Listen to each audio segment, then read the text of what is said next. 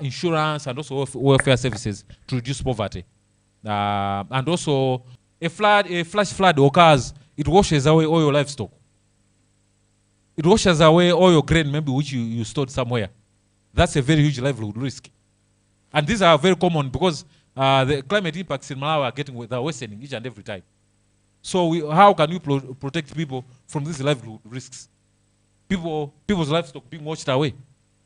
So it's important that we ensure income security across people's life cycle. It's very, very important to do that. So as Malawi is preparing to formulate a law for social protection, commission in this social protection law, we have to make sure that it has to be human rights based, and also it has to be all inclusive, making sure that other persons with disabilities and all others, young people, they should not be excluded. They shouldn't be left behind. Yeah. Next, and also social security or social protection. It's just like a definition we wanted to define. To say that social protection is the protection that a society provides to individuals and households to ensure access to health care and guarantee income security throughout their lives. So this covers various contingencies such as sickness, because you never know when you are going to fall ill. You can agree with me. Everyone here cannot say they're not worried. Everyone here is worried. Unemployment. You never know what will happen tomorrow.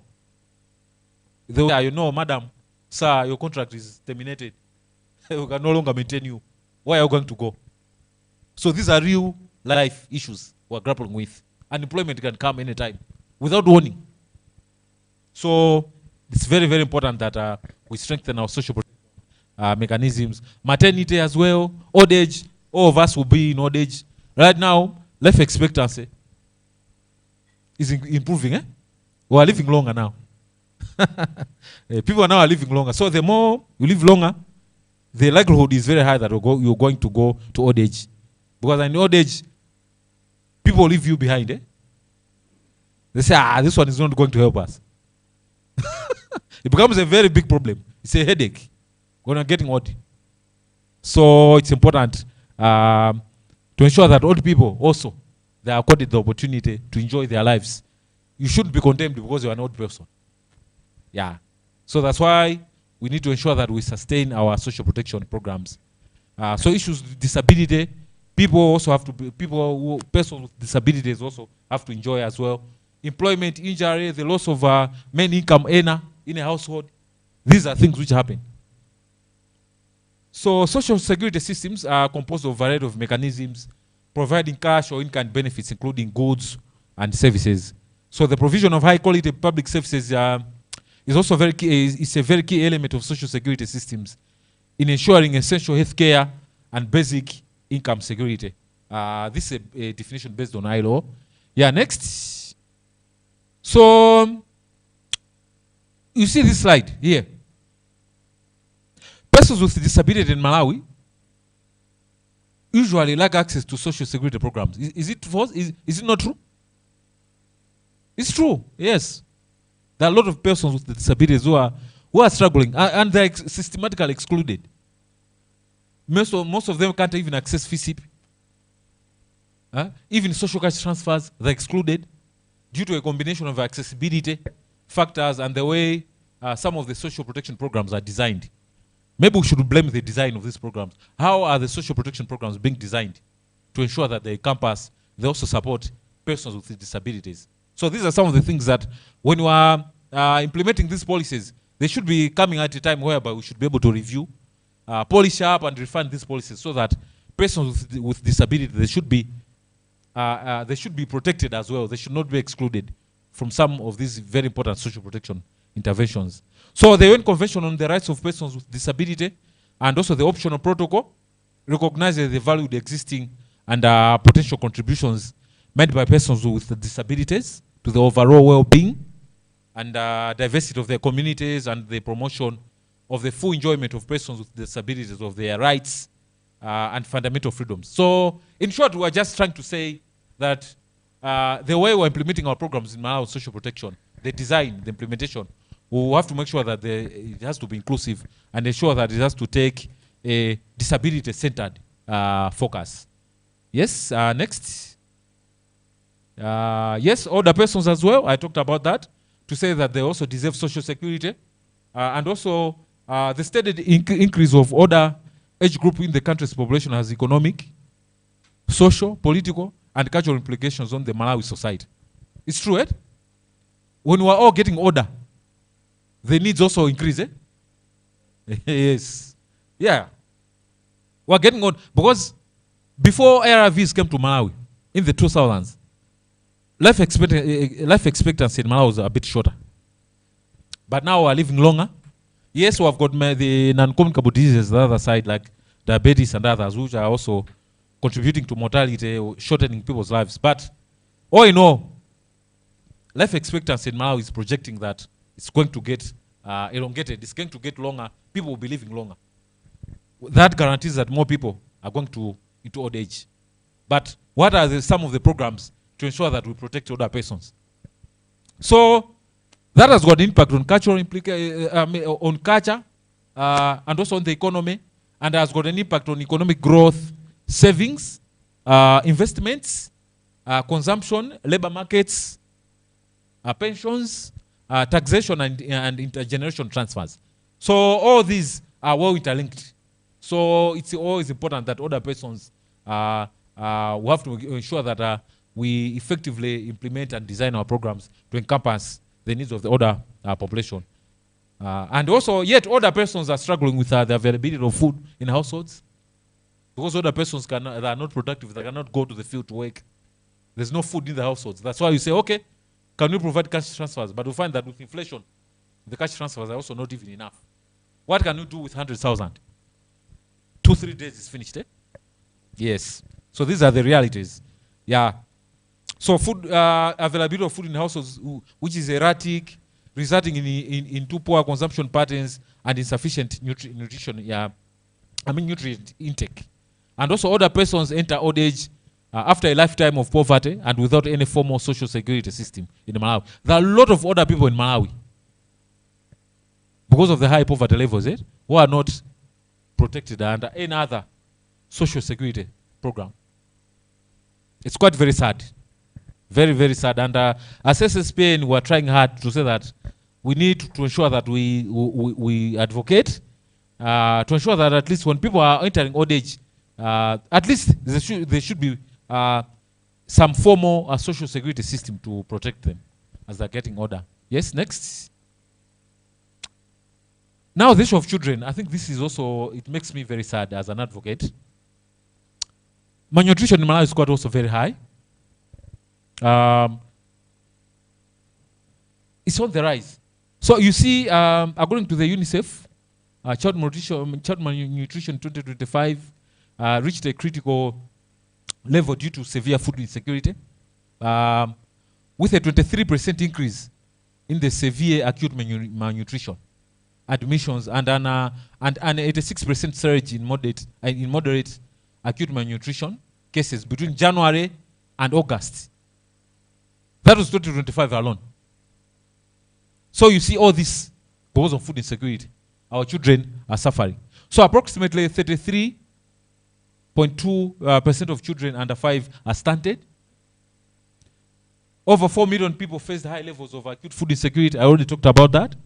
So at the same time, children are mostly excluded from cash transfers and child-sensitive cash transfers, which are not available. I don't think we have got child-sensitive cash transfers. I don't know how can we make our social cash transfers in Malawi to be child-sensitive. We simply say, okay, we'll come to a household, you get 100,000 cash transfer, it ends there. But can we design these social cash transfers so that child-sensitive, to ensure that we also protect child rights? It's very important. Next. So these are just some of the key recommendations in this particular paper. We're reflecting deeply to say that, number one, despite notable progress in policy development, Malawi still lacks a comprehensive legal framework for social protection, the law, that is, which continues to undermine system coherence, sustainability, and accountability. The recently adopted National Social Protection Policy, the 5 years, 2024-2029, provides an important strategic framework to guide the design, coordination, and implementation of interventions across the life cycle. So there is a need to urgently develop a social protection legal framework in Malawi, which will help to safeguard the right to social security for Malawi population across the life cycle, including children who are being affected, the young people who are 65% constituting the population of Malawi, at the working age, all of us who are here who are still working, who are more productive, and also the older persons, we shouldn't forget them, persons with disability, and also progressive implementation of the legal framework will contribute to strengthening the social protection system and will ensure that people are protected adequately. So I think this dialogue also needs to look at this to say, how can this legal framework in Malawi help us to strengthen the agenda of social protection, as we're talking about Vision 2063 and also the Sustainable Development Goals. Yes, next. Number 2. So in light of Malawi's demographic transition, there's an urgent need to strengthen and expand the social insurance system to ensure adequate and reliable income security. It is very important. So social security reforms, including extending coverage beyond the formal sector and designing inclusive contribution mechanisms that capture workers in the informal economy, are required. Also, expanding social insurance will also play a critical role in mobilizing sustainable domestic resources for schools. That's where we are struggling. This is a challenge we're grappling with. We always have to rely on external funding for our social protection programs. How can we build this agenda to ensure that we have got the domestic resource mobilization for our social protection program in Malawi? It's very important for us to think about the issue of domestic resources as aid cuts are worsening. Next. Number 3, we need to enhance the impact, sustainability, and inclusiveness of social protection. There is a critical need to strengthen integration of social protection programs with employment and livelihood interventions, and also social transfer programs initiatives should be deliberately linked to productive inclusion pathways, including skills development, access to finance, entrepreneurship support, and labor market opportunities. It is very important that we do that. Yeah? Because that is going to also contribute to national development. Yes, number 4. Next. Yes, number 4. The increasing food insecurity due to climate shocks needs to be addressed by swiftly reforming FISIP. I think this has been there for many times. I've been reading endless media reports. Reforming FISIP, reforming FISIP, reforming FISIP. But you know, when political expediency captures everything, it becomes very difficult. So obviously politicians feel, no, I think we're going to lose votes. Let's just leave the system as it is. But I think all of us here have got a consensus to agree to say that this is now the right time for FISIP to be redesigned. Because it's not on, it doesn't make sense to say we're having 4 million people still in hunger ahead of the FISIP. And then at the same time, we're also investing billions to procure and buy food outside the country. Yet we've got plenty of arable land lying outside there and plenty of water in the lake. It doesn't make sense. So, to me personally, as an advocate, I agree to say that the reform of FISIP, I think, is long overdue. But it requires political will. Because politicians think FISIP is their campaigning tool, right? Say they are bargaining cheap. If we reform it, they're going to lose votes, whatever. But then at the end of the day, it's the Malawian population who are suffering. So as a CSSPN, we're very committed to work together to how can we contribute to the dialogue to push for the reforms for the FISIP. Because we are spending billions are just going down the drain. At the end of the day, we're not tackling the problem of food insecurity. Yeah. So political pressure around the program has led to loss and wastage of resources, which could be avoided by having a better design of the program. So our FISIP is a vital social security program. Reforming it could combat hunger by adopting value for money and efficiency principles. Because the issue of efficiency is very important. And a previous speaker talked about the issue of efficiency. How can we make FISIP efficient so that the money should not be leaking? And also, value for money. If you look at FISIP, I think we can all agree here to say that there's no value for money. I don't think so. We are investing billions, but then you don't see the impact itself. What is the impact? Is it really reducing hunger? You find that it doesn't. Yeah, because of political pressure. Yeah, politicians wouldn't want to have FISIP redesigned for their own motives, their own interests. We all know that. Next, number 5. The issue of children is coming again. I think all of us here, even when we're walking out of the room when we finish this dialogue, we have to replay. How are we protecting our children from these 8 cuts? It's really sad because Malawi children are being affected by hunger, malnutrition. So there's a need to urgently ring-fence the school meals program. That's a very huge recommendation we're making. How can we do that? Can we ring-fence this program? Because we are denying children their rights to education and also even health. Because if they're not eating, we're also contributing to malnutrition of these children. Because when these children are eating, the school meals do not only improve their education outcomes or the learning outcomes of the children, but also it improves their health and also their nutritional well-being. So to us, I would feel that ring-fencing the school meals program, or maybe having a certain mechanism, there could be different ways of doing it, could help quite a lot to protect the school meals program from these 8 cuts, because it's making children to suffer. So additionally, the National Children's Commission, I'm not sure if there are representatives here, but we think that the commission needs a social protection focal point within the commission itself. I don't know if they have within the commission, but they need to ensure social security programs within the commission is taken as a high priority issue. Because we cannot talk about protecting our children when they're not having the school meals. So children have to be protected. If anything, all of us, yes, we can accept to suffer as adults, but we should not allow children to suffer. Because in the household, sometimes when there's hunger, you prioritize your children to eat first. Okay, you eat later on, but you eat first. Yeah. But we are not doing that. We should, yes, we should say without eating ourselves, but we should not allow our children to suffer. Yeah. Because we are talking about, this is a serious human rights issue. And unfortunately, I think we are paying a blind eye. We are not doing well. So we're also proposing that maybe possibly we need an investment case to be developed to see how can we strengthen school meals programs in Malawi to ensure that children are being protected from the climate-related economic shocks and the poverty. Yeah, it's important to have an investment case to maybe ring-fence the school meals program and maybe strengthening it to ensure that the 8 cuts should not be affecting it. Yes, next. Yes, so number 6, Malawi government should also implement policies that extend the I don't know how the system is designed to ensure that social cash transfers also reach the refugees like at Zaleka. I think there's a colleague from Zaleka, someone? Oh, it's you. Okay. I think you are going to share with us. Do refugees get social cash transfer? Do they? But now they don't. Because they get these cash transfers. If UNHCR, the UN Agency for Refugees is closing down, that is quite a very big headache. It's quite a problem. Yeah. So we have to ensure that refugees access benefits as well, and they should be entitled to addressing some of the barriers they face.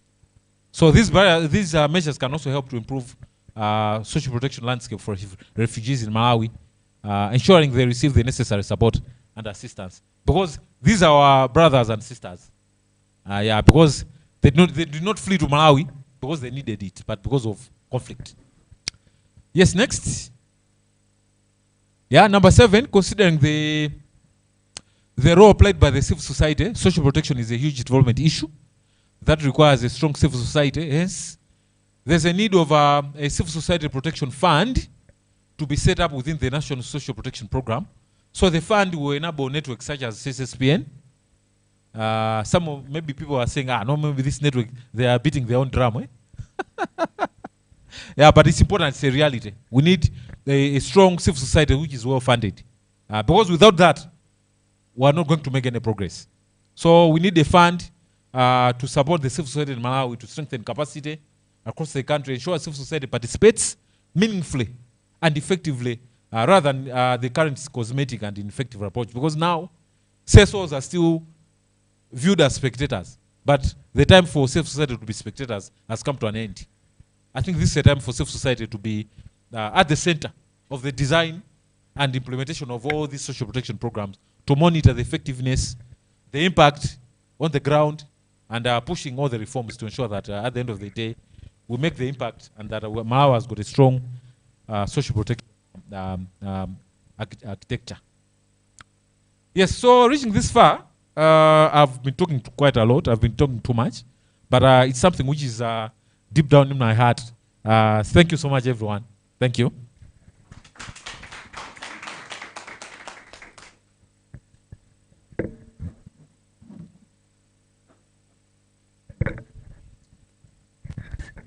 Mr. Miti, thank you very much. A round of applause one more time for Mr.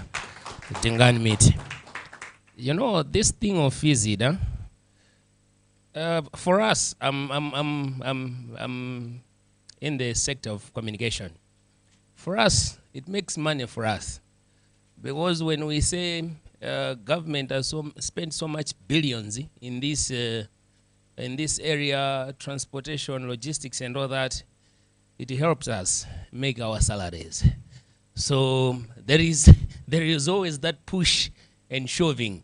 But like he's saying, it is an important aspect of all of us. Because I do remember some time back in Parliament, some members had to stand to appreciate a certain minister responsible for agriculture just because he allocated them trucks to say, no, Mr. Miti, your 14 trucks will get such tons, and you drop them in this constituency and all that. So they clapped their hands and they said, no, Mr. President, you should maintain him as Minister of Agriculture.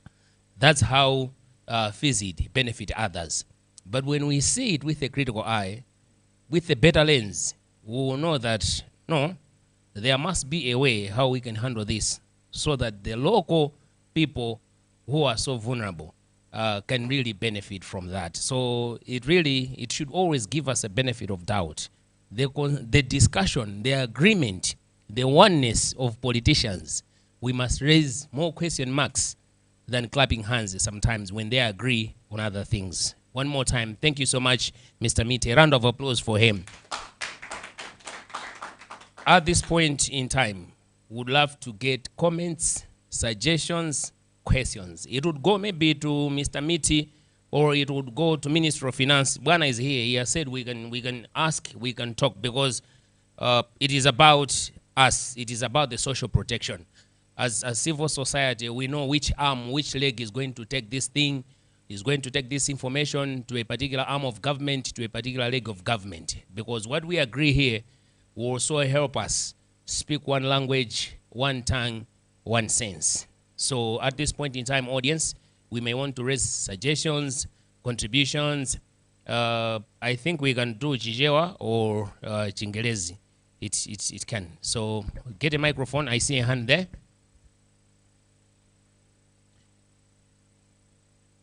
We can do 2, 3, 4 questions or 2, 3, 4 suggestions so that we can know what to know. For so Dingani, this question is going to Dingani, or this question is going to civil society, this question is going to Minister of Finance, or what have we done, or what are we planning to do? Thank you, sir.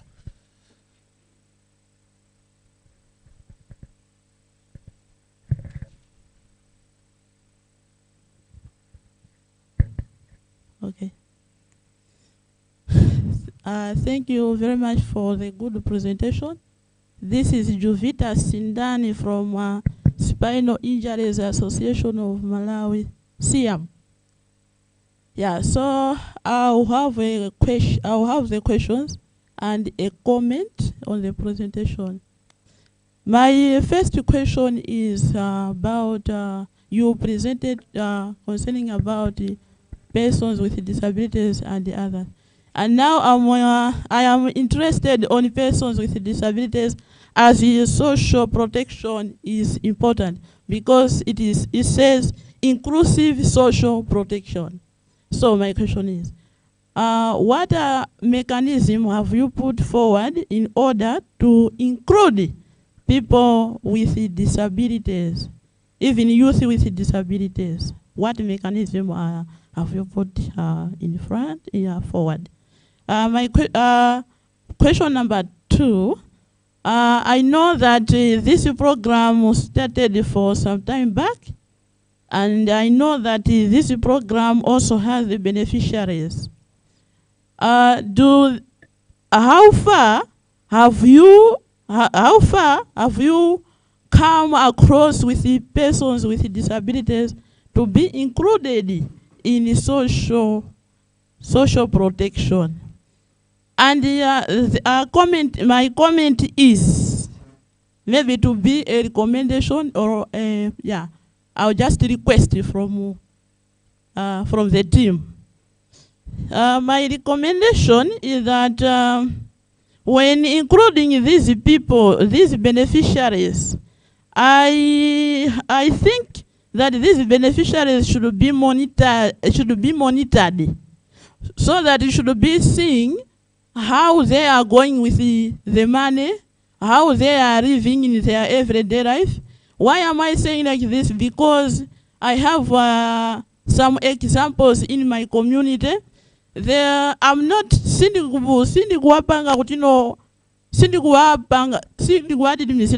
I'm not suppressing their rights.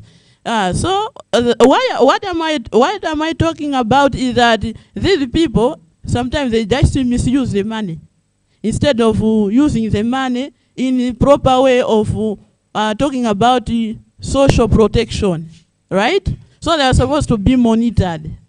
Yeah, and again, these people, they should be given a mandate, or they should be, okay, as he pasidwa ngati zaka zimene azipasidwa, because 5 years is a lot.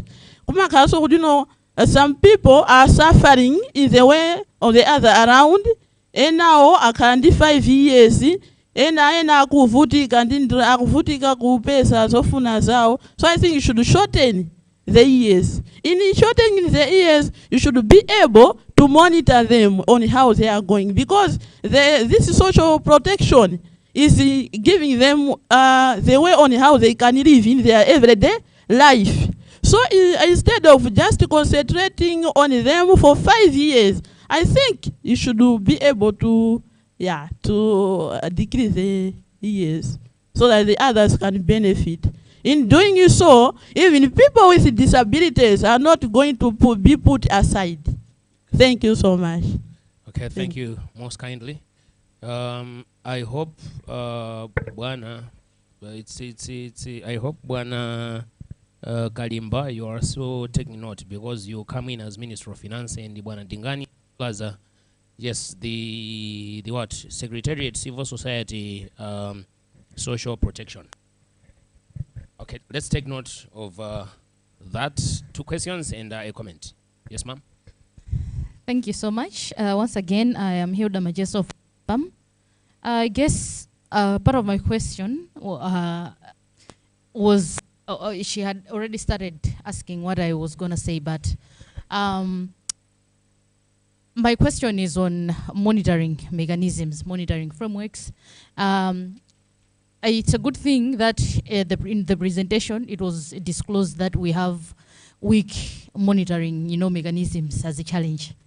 And just to take you back, it's been, disclosed also that the social protection program has been running for now 20 years, right, give or take, and we still, keep having the same thing of, weak monitoring mechanisms up to this point, 2006 to 2026. So I would like to think that maybe we are failing somewhere, because, you determine how successful something is based on the fruits that you are able to see during the monitoring processes. So, of course, now my question is leaning to the disability, because I am also a disability rights advocate. And my question now, it continues to say, just to give you context, by the way, there is something that we were doing at our organization in the past months, and it actually touched on, social protection. And when we took these, the findings, and we went with them to a ministry, I don't know if I can mention the ministry, I would rather not. We were told, we were like, you know what? No, I don't think that can't be accurate because these are our numbers, and it was us who went into the fields and we were saying that no, the number that you've given us, we've been able to to verify this, and it's very, very low. You see, so this also goes to say the monitoring mechanisms aren't quite okay. So my question is now, how we know, because obviously it's been established that there is something that we're not doing right. I guess, okay, the question also is, I wanted to ask the donors, which could be this, like the likes of the Irish Embassy, for example, and all the other donors, to say, maybe we could be, not just them, but maybe they could enlighten us as to how monitoring works. And also, if that's, sorry, I have so many questions. I'm trying to, but she's trying to compress. Yeah, exactly. The information is just wide. Yes. So that's the first question. Please enlighten us as to how the monitoring process works, and also, because it's been 20 years, is from some things that we're not doing wrong or right in terms of monitoring. Can we now start exploring other ways in which that could be done? For example, could it be that the donors could make this as an imposition to say, our funds, the next cycle, the funds will be released subject to, trackable, like KPIs that we can actually see that this you actually did. Yes. Thank you. Okay. We are kind of, okay, there is a hand there. Irish Embassy has a hand. So let's have.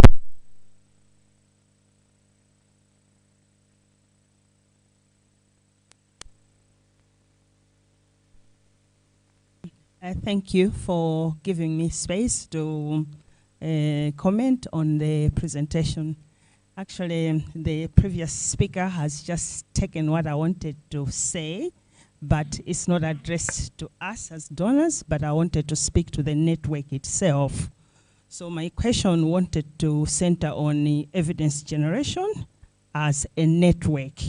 So I wanted to comment that instead of us doing emotional advocacy, how is the network building or strengthening capacity in that area of generating evidence in the sense of doing impact evaluations, or instead of also doing program reviews of the social cash transfer. So I didn't hear that capacity strengthening within the network itself.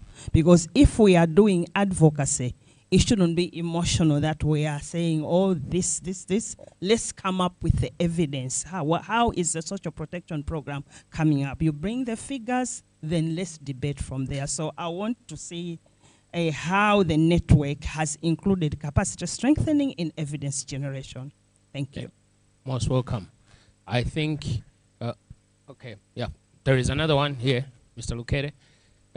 Kenya, Bwana Dalito, I hope we are taking note of that. The network as well. Thank you very much for your presentation. And I just wanted to comment that there's a very important need to consolidate the decentralization policy and the national social protection policy. Because if you look closely, you'll see that the lack of social policy accountability is mostly at the local government. And that means that there's a weak relationship between the central government and the local government when it comes to implementing the social policy, social protection policy. And that's why the CSO network needs to take responsibility to advocate for strengthened relationship between the central government and the local government in delivering social protection programs at the community, because you will find out that at the local community, not many beneficiaries have access to social protection because of the weaknesses within their local government. So that's why I'm advocating for more responsibility towards the social protection network, so that they should advocate for more strengthened relationship between the central and local government. Thank you. Most welcome. By the way, the Ministry of Finance now, they've included the aspect of decentralization. So when we are having all that information at the back of our minds, we should also remember that they are responsible for decentralization. Can we have the last one for this cycle? The last one for this cycle. Thank you so much. So I just wanted to comment to the comment that the lady at the back made earlier on evidence generation for advocacy. I think that is very important, and I just wanted to speak that on our side as part of the CSOs, within the framework of our projects, we have some mechanisms that we have in place to monitor implementation of the social protection program. So for example, we also generate evidence through exercises like the budget tracking. For instance, even for this year, we did conduct a budget analysis for what has been allocated to the social protection sector, looking at specific sectors such as health, education, and the like. So for us, I think as CSOs, we are also doing our part. We do present these findings to duty bearers, the parliamentarians, the committees that are leading these kind of initiatives in Parliament. But then I think the other issue that also we need not to overlook is the responsiveness of the duty bearers, because I think most times when they're engaged, they do take up some commitments, but then it's also the actions sometimes that maybe take time to be implemented, or maybe the deliberations to be taken up further within Parliament take time. So I think it's also something that on the side of duty bearers, we need to also keep pushing so that they are responding to the issues that are coming out of the analysis that we undertake, and then we can also see how best have been coordinated. But I think it's also good to commend government that in some instances they're also trying to improve some things. So let's see where we're headed, I think. And I think some of the things maybe the Ministry of Finance maybe can also enlighten us on what they're doing. But I think it's something that we need to keep on working in a cohesive manner. Thank you. Great. Thank you very much. Yes. Sorry, I had a small comment. I also just wanted to add that there are also impact studies that are done over a certain period of time. I think the question there would just be how easily accessible these studies are, and how accessible they are, and how everyone is able to note down what's actually happening. Because I also feel like aside from the negatives that are happening within the program, there are still other things that are positive and are coming out. It might be small steps, but I think it's still a step as compared to how things were in the previous years. So I think it's also about accessibility of the impact studies that are done. Thank you. Most welcome. Observing the gray areas, the shortfalls, I think it's also great progress, because it simply means we know what we want, and if we are able to observe the gaps, it simply means then we are getting familiar with the whole concept. So I think let's roll the ball relating to the cycle. She had a comment and an addition to what she raised, and then we have an approach to some responses. I think we can start with Dingani. It has generated debate. She raised those two questions relating to persons with disabilities. I think your approach will open a space for Ministry of Finance as well as for the network to come in. Let's start with you, sir. Responding to the madam there about persons with disabilities and monitoring. Yeah, so I think the issue of how inclusive can we be as a country in terms of protecting persons with disability to ensure that they have access to social security, social protection. I think it also depends on how sustainable we are as a country in terms of the financing, and also the way we are designing our programs. Because the way the national social protection policy is designed, it's quite very robust. It's a very good policy. But then maybe it's something to do with how we are implementing these programs in the communities.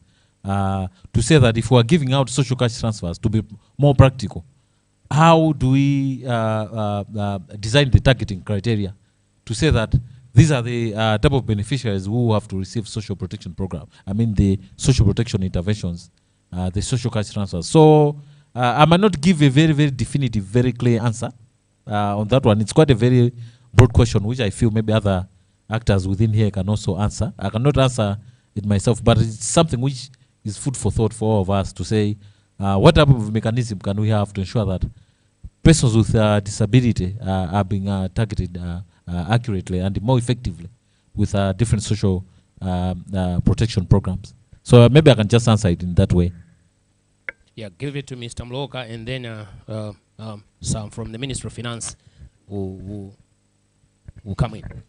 Just in addition to what he has responded, I think the RECO framework, as the Minister of Finance in their opening remarks, it is going to be inclusive, and we should make sure that when the consultation processes about the law that is coming, we need to make sure and emphasize so that the people and persons with disabilities should be inclusive, and make sure that the implementation, the comprehensive implementation of the social protection program should really have a very strong tool in terms of monitoring.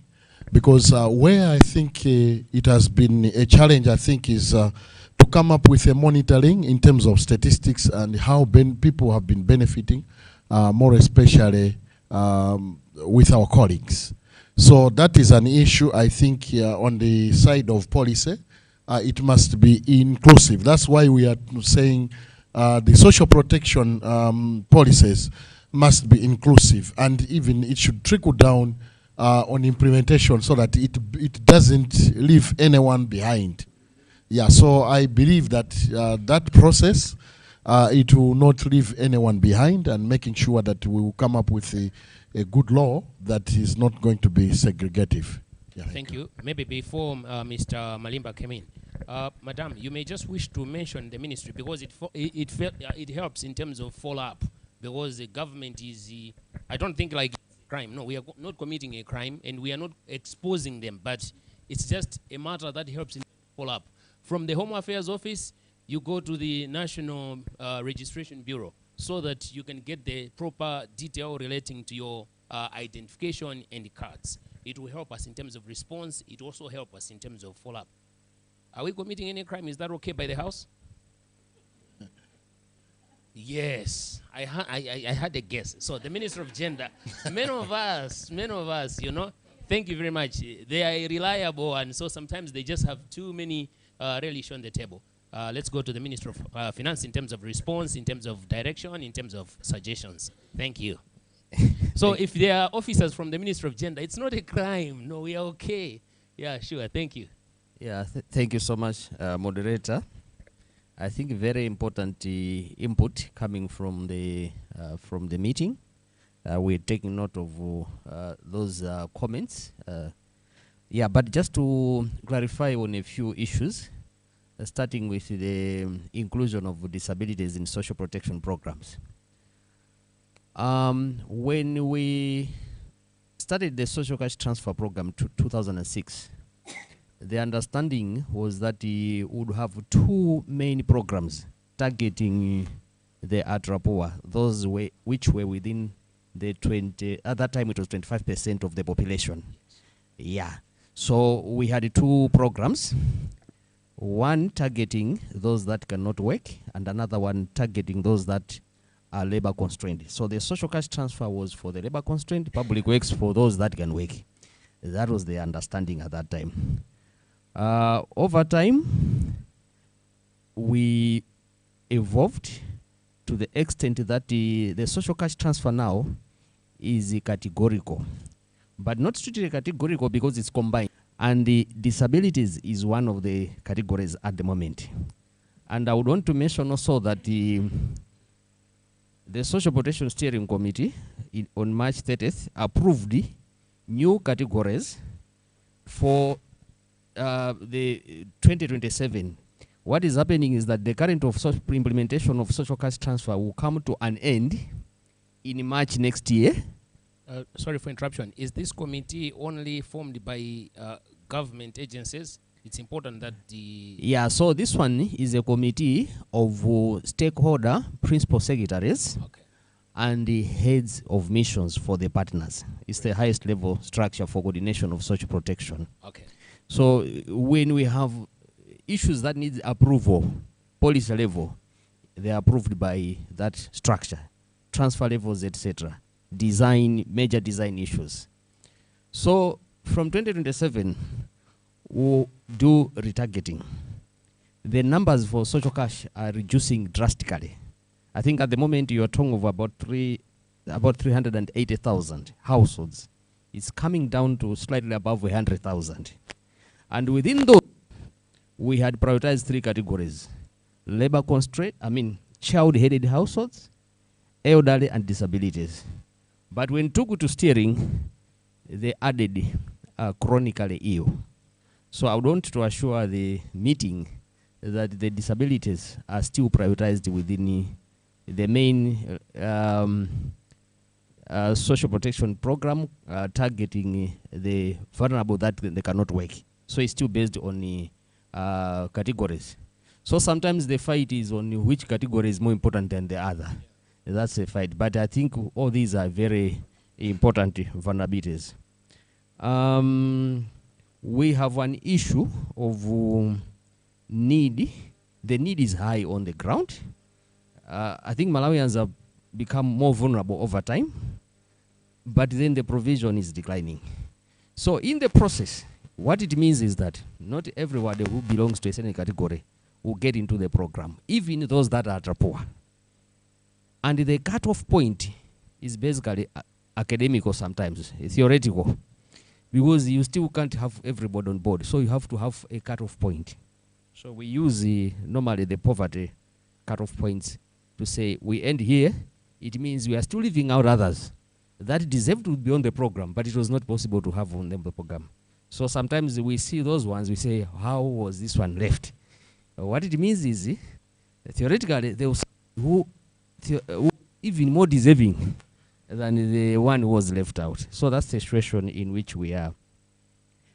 On the monitoring, I think my observation generally in Malawi, we are weak on M&E. Generally, that's a general observation. We are very weak on M&E, but I would want to talk to social protection. In social protection, we have operated without an M&E framework. And for the first time, based on the policy that we adopted in 2024 November, we have finally come up with an M&E framework for social protection in Malawi. It's almost ready, but we're just trying to align it with the implementation plan. What has happened is that the M&E framework, we are being supported by UNICEF. The consultant has produced a product, and then we have an implementation plan that was being supported by GIZ. Now we are saying, how is this M&E framework help us to monitor implementation? So we're just trying to address that issue, a very small issue. When we address that one, then it means we have an M&E framework, at least for social protection. But otherwise, generally, M&E in Malawi is a challenge, generally, across all the sectors. I think the other issue is on the targeting for the social cash transfer program. There's been an observation that maybe the people that are in there, some of them needed to be monitored.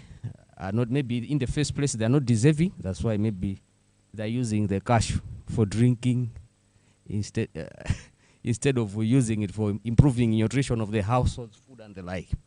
Now, the design of the program in the first place assumes that the poor vulnerable beneficiary is a responsible person. That's the assumption. And when we said unconditional, it means you have given cash. You don't want to, you are not telling them how to use the cash. That's where we're saying it's unconditional. However, for that program, there are some bonuses for children who are going to school. So for a child who's going to Sunday school, there's an amount, and another child who's going to primary, another amount. The thinking behind the bonuses was that those ones you are supposed to monitor them, to follow up, because they are getting them because they are going to school. So there was a time when that was being done, monitoring school compliance, but I think due to resource constraints over time it stopped. So, but those ones, yes, we're supposed to follow up because those ones are conditional, but for the core cash transfer, it's not conditional. That is it. But even if you wanted to follow up, sometimes it starts making the program more process heavy, too many things. And I think one of the things that we like about the social cash transfer, it's not complicated. You give out the transfers, it is there. Whether they drink the money, I mean, if they use the money for drinking, it's their own issue. So then if you want to address that, address it at the point of targeting.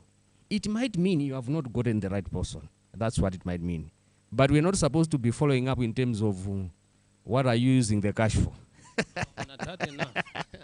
Yeah, let me. Yeah, sure. I don't know if I've forgotten something, but I think the issue of, I don't know if I think Malawi have also failed to utilize community-based monitoring. I think it's another area where we need to strengthen. And I think the role of civil society at that level would really be very helpful. Now, finally, in terms of evidence generation, there's an observation that we need to have a lot of independent entities that are undertaking this. There's a tendency in Malawi to support evidence generation for something that you want to come out. So a decision is already made, you just want to justify it. That is also happening in Malawi. So we need a lot of independence in terms of evidence generation. Thank you. House, have we gotten the response? Yes, you, sir. Have we gotten the responses from Mr. Kalimba, from the Minister of Finance? Coming in the truth and in the right light colors. Are we getting the detail? I've never been in a meeting where a top government official tells you the truth that will set you free, like he's doing. Okay, because this helps us in terms of decision making.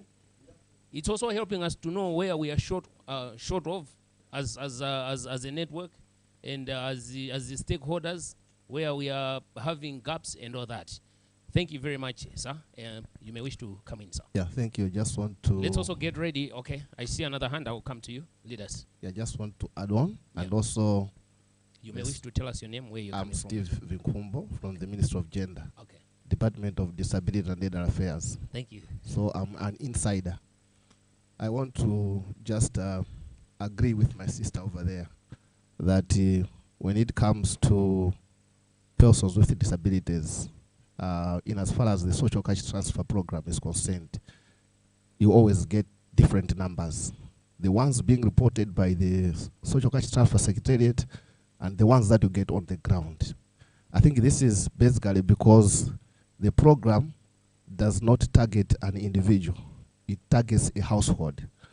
So the numbers that the secretariat has are of those members of those households, not the individuals as the primary recipients. That's where the problem is. But we can't say that people with disabilities are not included in social cash transfer. And as highlighted here, the issue of the categories may not address the problem, because still more over and above the category, we are still looking at their poverty status. So it means it's only when we say this person has a disability and automatically qualifies for the program, regardless of whatever is there, then we'll be going towards that direction where I would say that the program is that inclusive. But otherwise, even if we are going to move from the current targeting method to the one that has been proposed, still more, many people with disabilities will be left behind because of the other factors that will play in, but also because of the resources. I don't think they will be adequate that they can take up all the deserving persons. However, mechanisms have been put to complement the other programs. As you know, the Persons with Disabilities Act of 2024 established the Disability Trust Fund, Through this fund, persons with disabilities are given loans, subsidies, and the education support and the like. So there is still more other ways how those that are being left behind can also still benefit from the other this program. Thank you. Thank you very much, Steve, for that well-detailed explanation from the Minister of Gender. Leaders, you're closing the door this time around. We are having a panel discussion, so some of the questions, we can also forward them to the panel discussion. We just need to pay attention to that detail. Thank you. Thank you very much. A round of applause for Steve from the Minister of Gender. Steve is from the Minister of Gender. Thank you. Thank you. Leaders. Thank you so much for the opportunity. Throughout the discussion, I've also been learning that we are looking at also a very stronger civil society network. And now also through the discussion, I've also learned that it's 20 years of implementation of social protection in Mchinji. I feel this is the right opportunity. It's an opportunity for the civil society to use that. We can have a paper, 2 decades of implementation of social cash in Mchinji, lessons from Mchinji. And that, the lessons that we're going to draw from there will make even them to have an upper hand, their arguments to be even stronger, to say that this is, we're speaking this from evidence.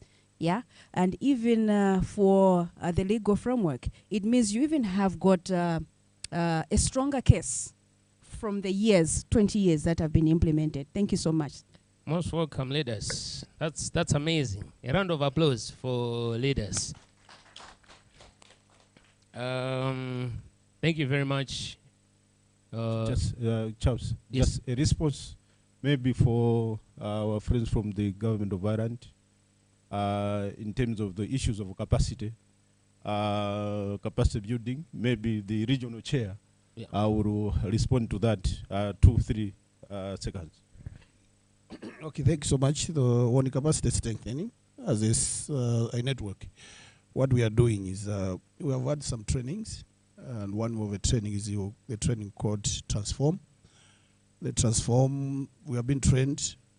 We have trained civil society organizations on legal framework and the M&E, and plus the whole Transform programming. Then also we have had a budget tracking training for civil society organizations, sensitization of civil societies on social protection, advocacy training on on how we can do on social protection for civil society organization. This is what we are doing as of now as a network in collaboration with ILO, with the resources coming from IRSHED. Thank you so much. A round of applause. All right, maybe on top of that, as Charles is sorting out other things, just maybe for your information, that Aboman, the Abaleatu, Gwambiri, to the point that we usually be together in most of the things. At the pivotal information is that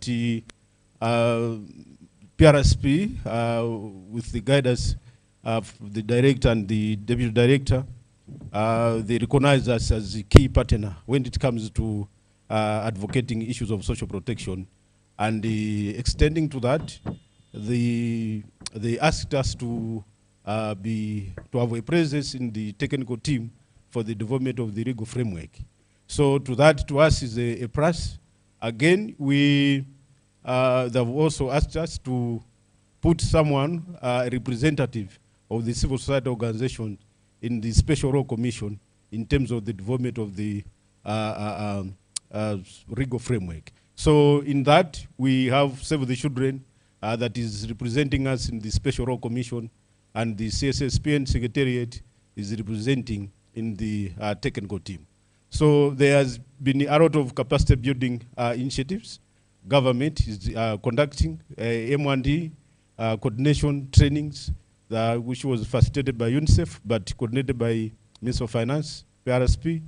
To that effect, we feel that there's a great potential moving forward between us and the government and our other development partners. And the recent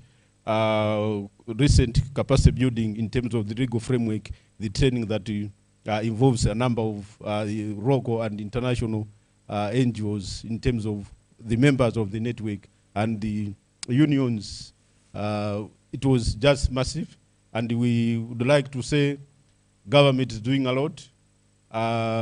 When you are pointing certain things, does not mean that the government is not doing anything, but it's an issue of saying we recognize that there are progress, but we also recognize that some nuts that need to be fixed. So thank you, Charles, for your time. Thank you.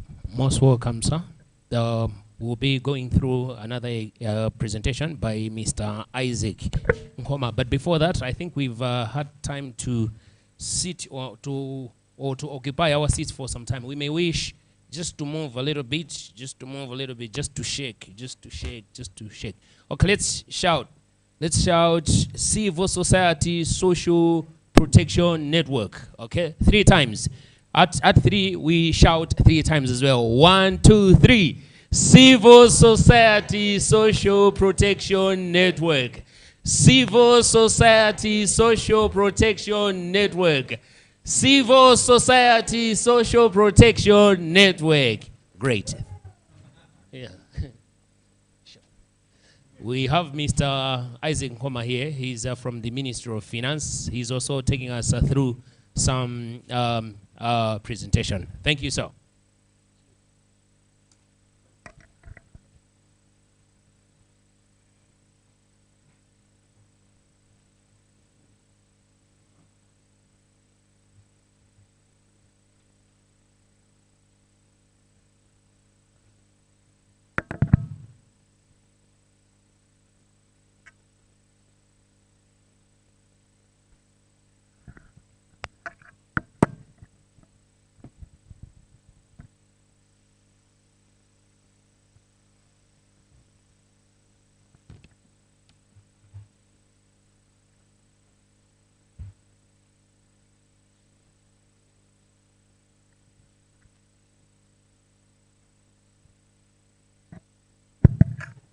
Good morning once again. Thank you very much. I think from the morning I've been hearing about declining support in social protection. That has been the message that has been coming across from the opening remarks and further discussion. So, why should you be worried about the declining financial support in social protection? I think the importance of social protection cannot be overemphasized. Our greatest asset as a country is our people. So, human capital development is really very important in as far as the development of our country overall is concerned.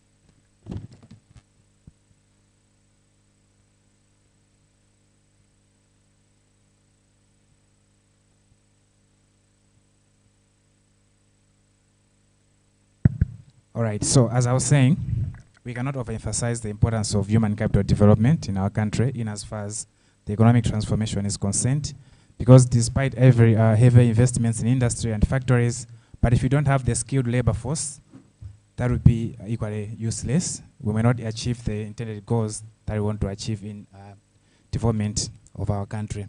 So why should we invest in social protection? Okay, social protection, as I was saying, social protection is concerned about poverty reduction, resilience building, as well as ensuring that our generations are capacitated enough to take our economy to the next level. So I would forgive some of you for not knowing the different strategies like national resilience strategy, national education policy, but as a stakeholder in the social protection, you should be aware of the social protection policy, the national social protection policy. So in the National Social Protection Policy, which was launched in 2024, we have a key priority area known as creating an enabling environment for social protection systems. So under this key pillar or key priority area, we have issues that look at our limited financial space, fragmented coordination, as well as weak coordination. So these are some of the gaps that the policy realized and are trying to address.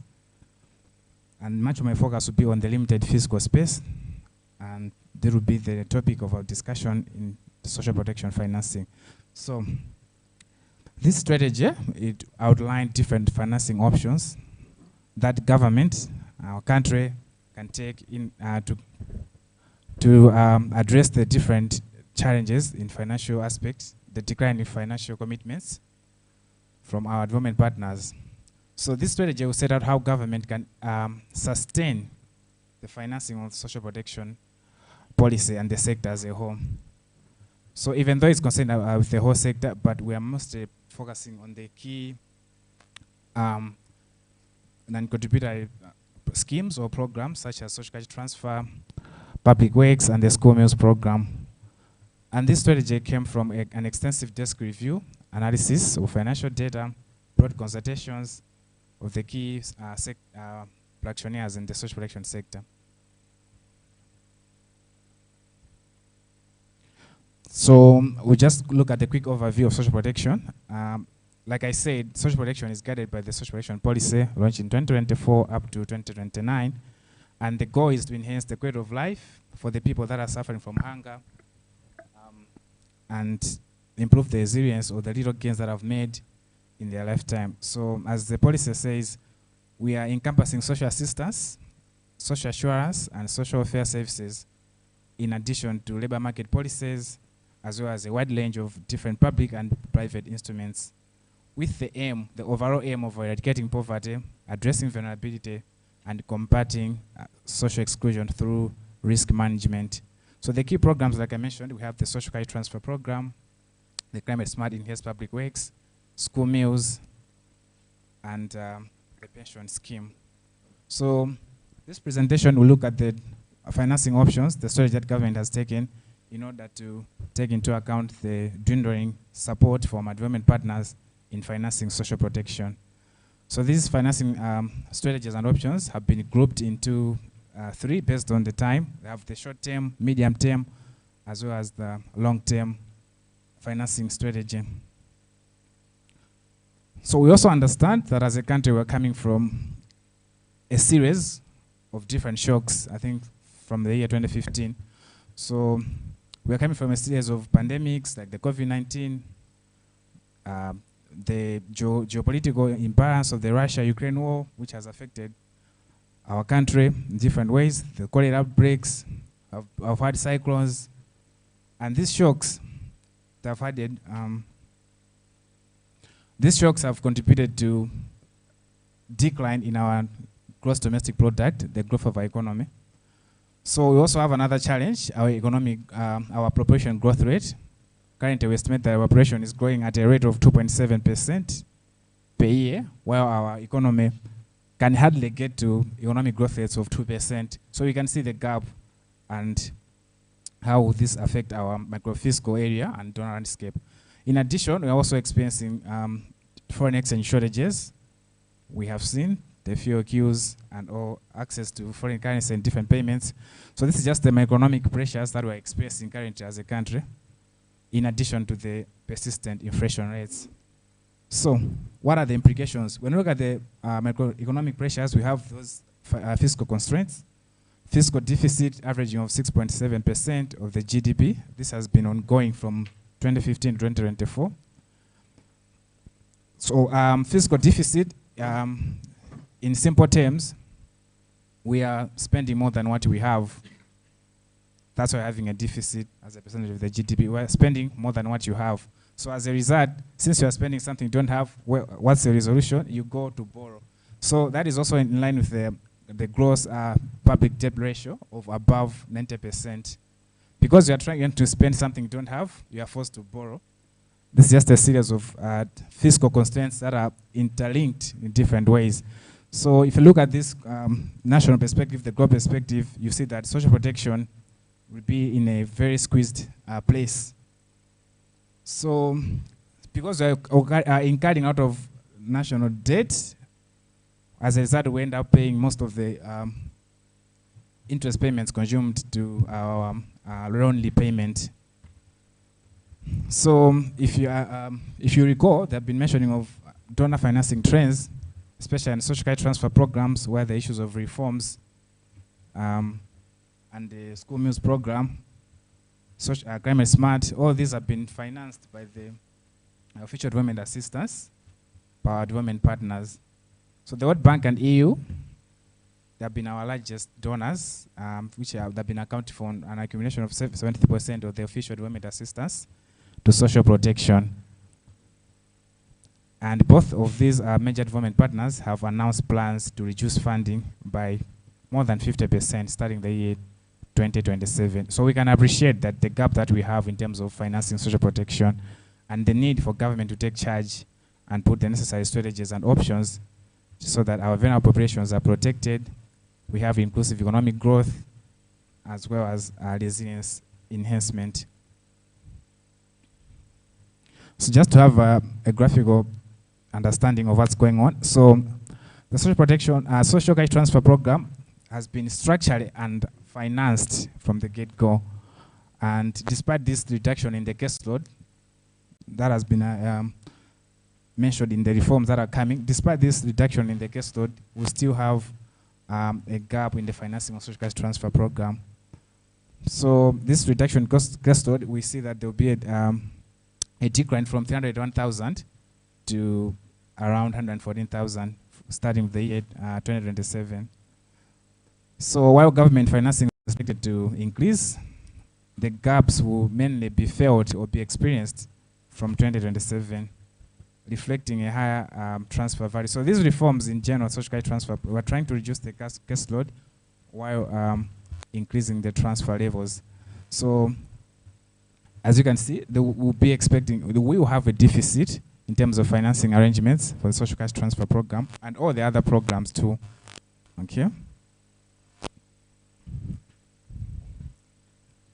Yeah, so these revised transfer values, they will also be subjected to annual payments based on inflation, and also be additional costs incurred in the administrative area of cash out and the general day-to-day running of the program.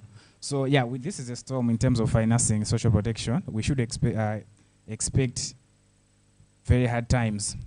So like I said, this is across different programs. We're also expanding funding CRIF in the climate smart public works program, as well as the urban public works program. So the financing for this program is primarily by a sharp reduction in the World Bank International Development Association, which provides grants and low interest loans, or known as concessional financing, to developing countries with the aim of reducing poverty.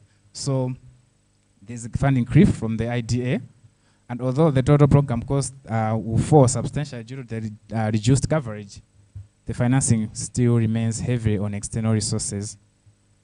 And the future public works provision is constrained more by the financing availability than the program cost growth.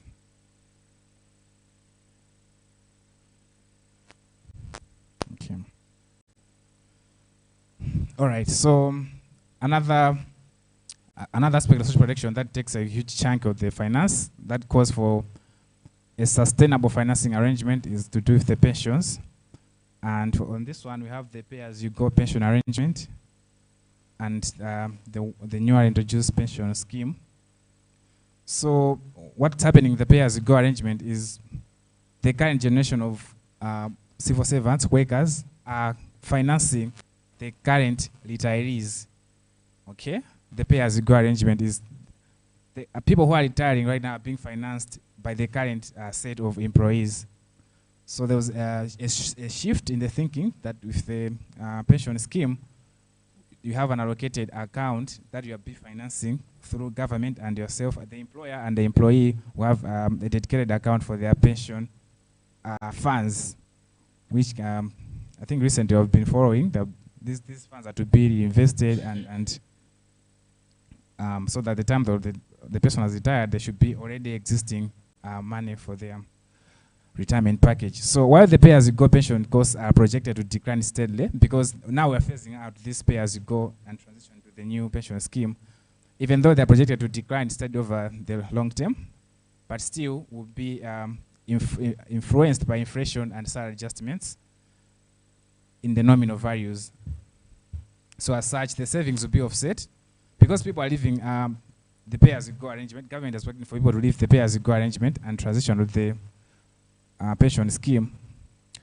The savings will be offset by the increasing obligation under the pension scheme, driven by the rising membership. Since people are moving from the pay-as-you-go to the pension scheme, there will be that rising membership and the strong wage growth that has been accumulated, and government assumed the responsibility for fund management costs. So in a nutshell, the pension scheme is a contributory pension scheme that is established under the Pensions Act to provide retirement benefits for public servants through individual pension accounts.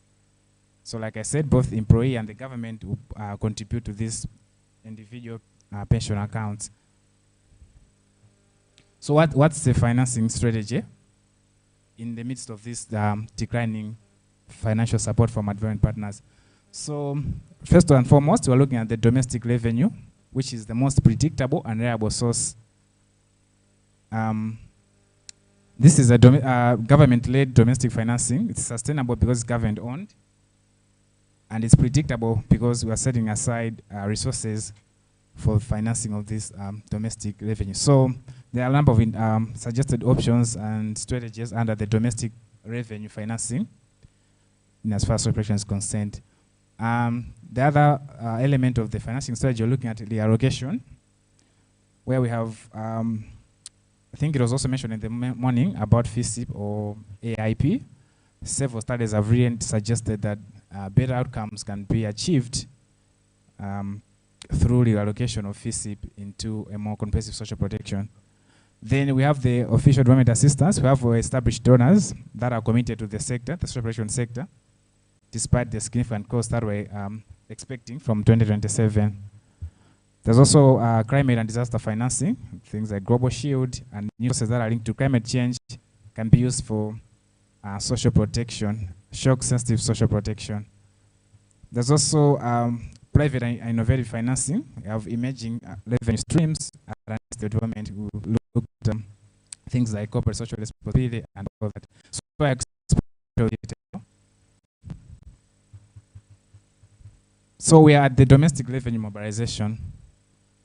Okay, so under this domestic revenue mobilization, there are a number of options that have been put in place. The first one is fuel levy restructuring.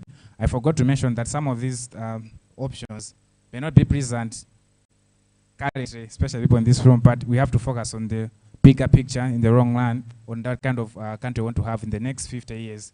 So the fuel levy restructuring, there was an existing fuel levy already, which was earmarked for disaster and poverty reduction. So this was 4 kwacha per liter in terms of fuel, but that 4 kwacha would generate at least 3.1 billion annually, even though it may look small, but the aggregated amount that would come from that 4 kwacha per liter comes around 3.1 billion annually. So saying, what if we invoke that line or the fuel levy that was already existing to channel that to social protection financing? Okay. And in addition, there was also an existing fuel levy under the MERA.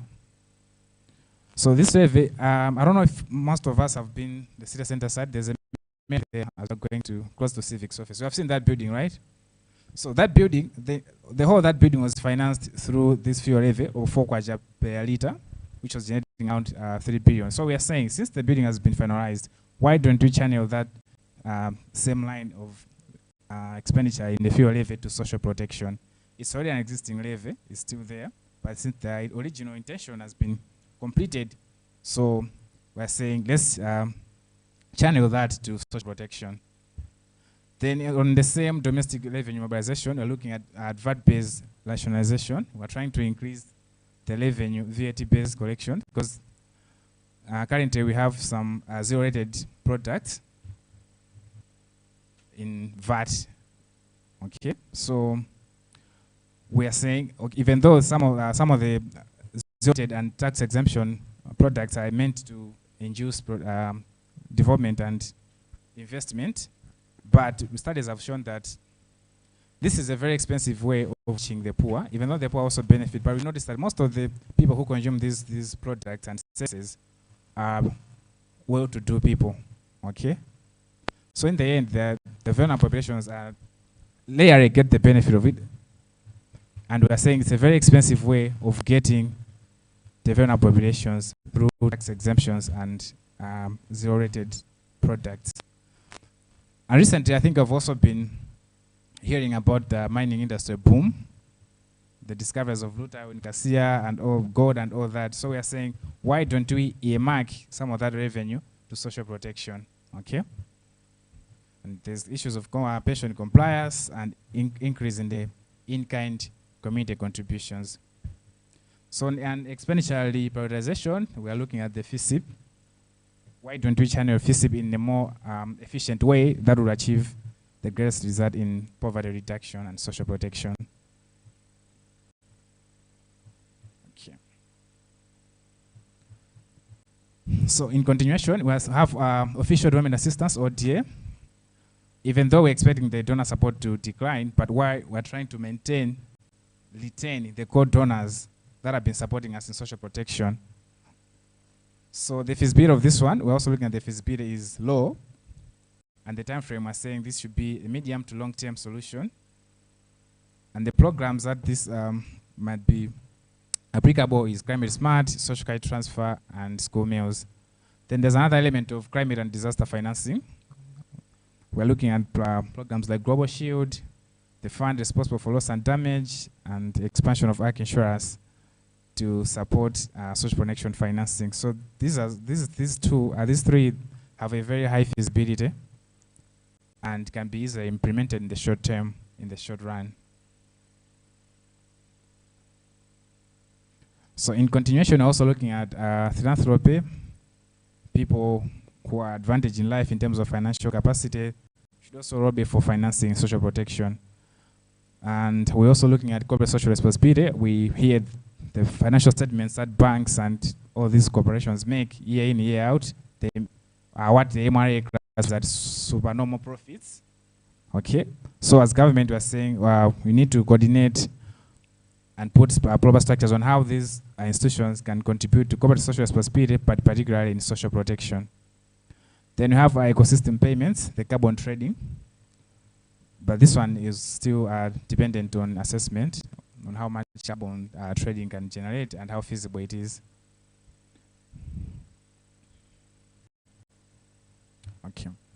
So just like I said, in short term, we have the fuel level structuring and the fund for responding to loss and damage, the global shield. Those can be easily implemented in the short run, and in the short term. In the medium term, we have things like the VAT-based pension compliance, because they need a little bit of time for them to be fully function. And in the long term, we have the mining revenue management, because it's an industry that's just coming out of shape. So like I said, on the fuel level restructuring, Malawi currently averages 62.5 million liters of fuel per month, or I would say 750 million liters of petrol, diesel, and jet one fuel per year. So there's a scope for earmarked levy on fuel through these two identified mechanisms. The first mechanism, like I said, we already had a poverty reduction levy in the fuel price build-up, which was used to finance poverty initiatives and disaster response. So what I'm saying is government should invoke that line and collect for social protection. The other way, and this one is like a less painful way, would be the restructure the energy regulator levy, which I mentioned about the 4 kwacha per liter, and it was originally used to finance the Mera House in Lilongwe. So since the building has been completed, we are saying, why don't we channel that to social protection? So just for us to appreciate, we can see that from the fuel consumption liters of 0.8 billion liters, we'll be able to generate around 3.2 billion in revenue. That would make a significant contribution to social protection financing. Okay. So yeah, the current levy is 20 kwacha per liter, but we don't want the whole 20 kwacha. We also understand they have competing needs as government. So we're only requiring a little bit of the allocated 20 kwacha per liter, just say 4 kwacha to finance social protection. Like I said, on the Global Shield, these are climate insurance programs that are substantial to increase and enhance arranged and trigger-based finance against climate and disaster risks. So this will come in hand in terms of shock-sensitive social protection. And the Global Shield, like explained, it offers technical and financial support to countries, in addition to help with paying climate and disaster risk insurance.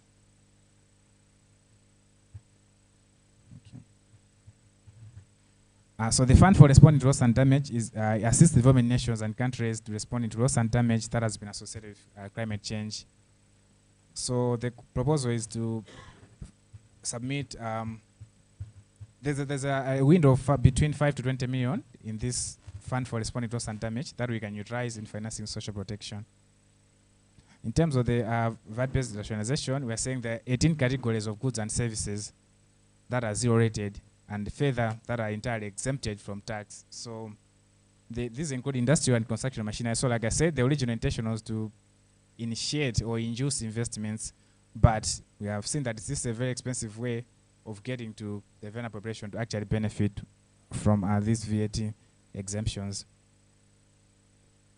Now on pension compliance, we are saying that as of the Act of 2023, employers must all enroll in a pension scheme. And we have seen some significant improvements in this area.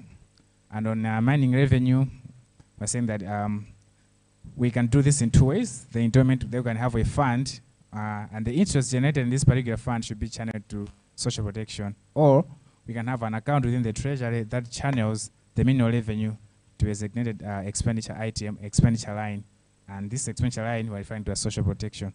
So yeah, in a nutshell, that concludes the presentation, and thank you for your attention.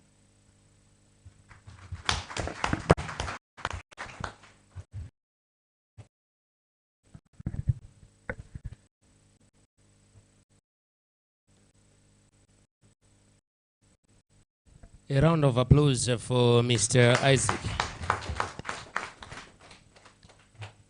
At that level, in the civil service, very obedient, very loyal, and very patriotic, making this presentation. One more time, a round of applause for him. No, sir, when you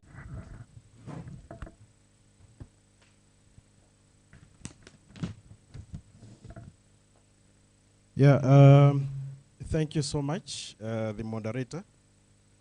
Good afternoon. I think it's now 24 past 12.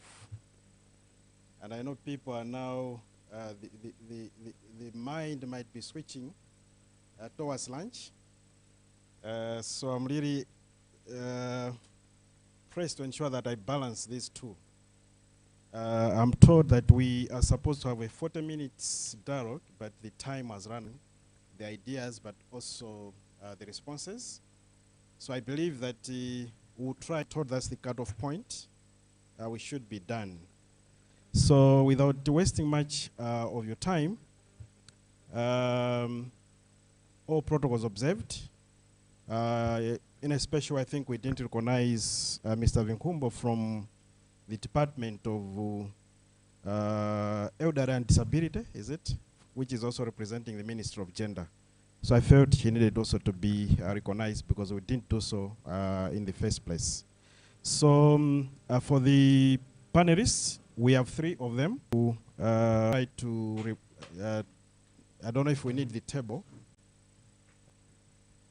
And we also have civil society organizations, but also the entire community, who also happens to be the Malawi Human Rights Commissioner. I think I'm right, eh? Sure. And we have Fina Rocha, who is the Social Protection Advisor at the Embassy of Ireland. Please come again in front. So I have 3 panelists that will be interfacing with.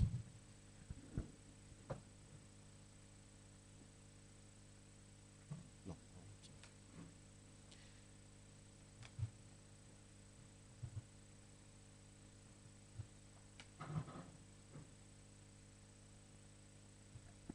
So initially I had a number of set of questions, but as I said, for us to manage the time, we'll be able to prioritize the questions. I know my panelists were prepared maybe for all the questions because they were shared in advance already. So apologies for that, but we'll try, because some of the things have already been mentioned. Let's just wait a bit because Fina is the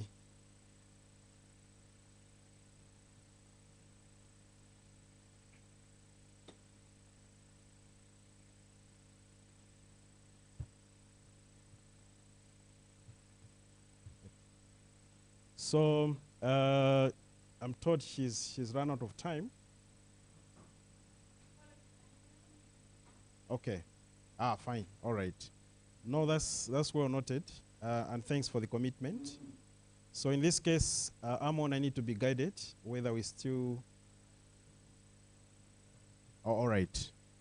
So we have Patience that is going to take her seat instead.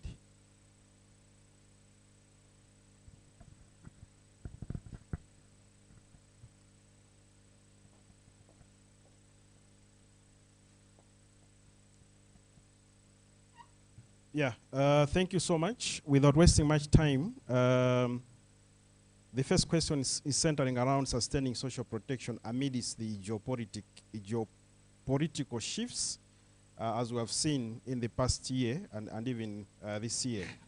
So the question perhaps should go first to government, and specifically to Mr. Kalimba. I think tell us in terms of how Malawi government can sustain its national social protection system amidst the current geopolitical shifts, particularly as donors have been realigning their priorities. So let's hear from you on that, and I'll give you around 2 to 3 minutes to respond. I don't know if the other mic is working.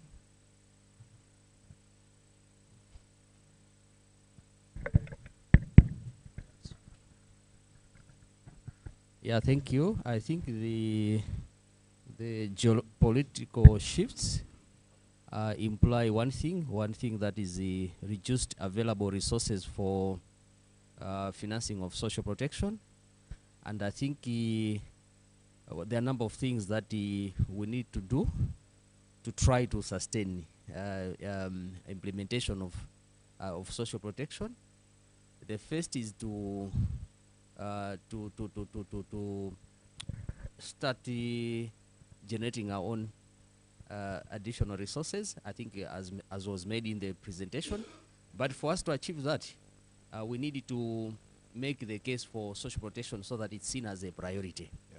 Because it involves making sacrifices. I think the example is given of oil levels, where you're getting 4 per liter, translating into a lot of money. But for somebody to agree to do that, it means they must accept that what they are spending on is something that is a priority. And I think we really need to do that as a sector to make sure that we sustain implementation of social protection. Then the other thing is the implementation, that we need to improve on the targeting. Yeah. And I think sometimes the negative feedback that we get on social protection is mostly because of poor targeting. If people are convinced that the right people are the ones that are on the program, it would be much easier to convince them to spare a little through taxes so that they finance social protection.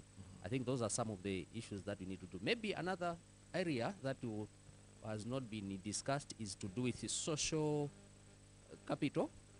We appear to have been losing a lot of social capital. Within the communities, people are able to support each other within our culture. Yeah. Those elements, we need to find a way of enhancing that at a time when official social protection financing is dwindling. Thank you. Thank you very much. Scott, I don't know if you are agreeing with what the director said. I'll give you a minute just to give your perspective on that. Yeah, I can't agree more, especially on the need for increased domestic finance. I think we have sung this song for a long time, and I'm happy to see that we finally have a strategy that is very clear in terms of what we need to do as a country. When the colleague was presenting, I wanted to make a suggestion. So linking to increase the number of persons with disabilities that are becoming disabled due to road traffic accidents. So I'm privileged to sit on the board of Lion Hospital that is within KCH. And yesterday we were just reviewing the numbers. So it was reported that the bed capacity is 60, but we have over 141 patients. And most of these, maybe 90%, are people who have acquired disabilities due to accidents, especially the Kabaza guys. So my suggestion was that as we explore ways of increasing our domestic finance, can we also explore the private sector, especially insurance companies? Because we are also learning that the insurance coverage, especially for third-party coverage, is not adequate to cover for life-altering experiences like disabilities that are acquired through road traffic accidents. So can they too, as insurance companies, also have a mandatory, maybe, levy that is going towards supporting rehabilitation and income-generating initiatives that are social protection linked for persons that are acquiring disabilities through road traffic accidents? So I wanted to agree, but also share a practical example of how we can also explore other avenues of increasing our domestic finance. Thank you.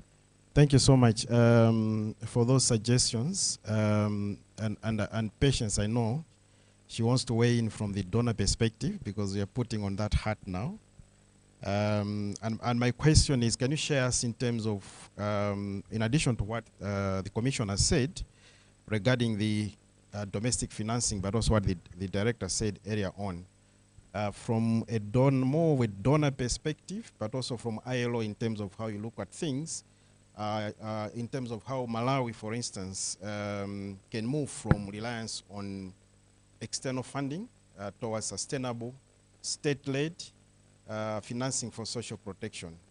And by the way, who needs to move first? Please. Thank you so much, Moderator.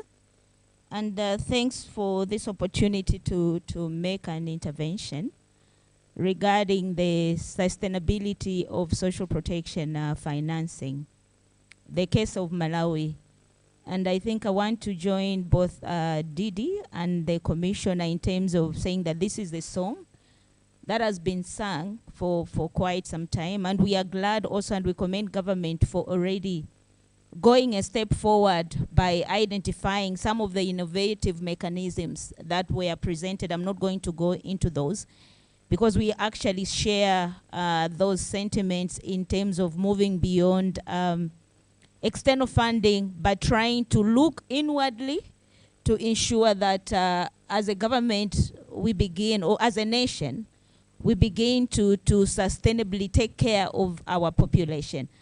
And sitting close to Human Rights Commission, I want to say that social protection first, the point of departure is that social protection is a right, and that right is, of course, enshrined in international conventions, but also it is a right and a responsibility of government to make sure that we provide this service. And from our perspective, we take cognizance of the challenges in terms of globally, the financial crunch, the challenges that are there. And I think we have agreed as development partners that we are not saying, put all that is needed now. We also need to take a progressive approach, because we understand the context. Even us as development partners also are facing the same in terms of reduction of financing. So we are proposing a progressive approach to ensure that we progressively begin to meet the needs of the vulnerable groups and the populations affected. And as the DD said in his remarks, because social protection is an investment, what we'll begin to see is that these investments will begin to pay back. And we are glad to also note from the presentation, the position paper by the CSOs, that we are talking about an integrated approach. because the idea behind that is that to ensure that we make sure that our programming is impactful to a level that it can put back into the economy in order to be able to support other needs and other interventions. So the point of departure, we are saying let it be progressive. But I also want to add, I think the challenge that we also have in our current context is the structure. It's historical because of the structure of our social protection intervention, because most of it is based on tax financed or donor financed.